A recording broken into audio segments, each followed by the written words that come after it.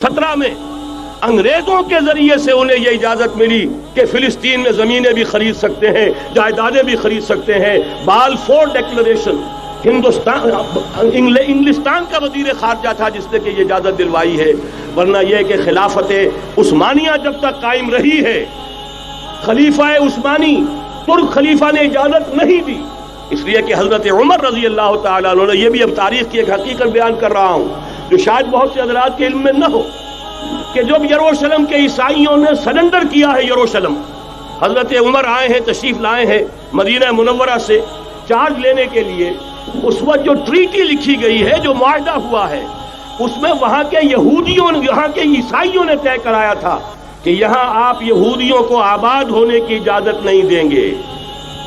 یہودی آ سکتا ہے، زیارت کر سکتا ہے، اپنے مقامات مقدسہ کو آ کر دیکھ سکتا ہے، یہاں آباد نہیں ہو سکتا۔ اور یہ کون شرط رکھ رہا ہے؟ عیسائی۔ اس وقت تک عیسائیوں کی دشمنی یہودیوں کے ساتھ اس درجے میں تھی۔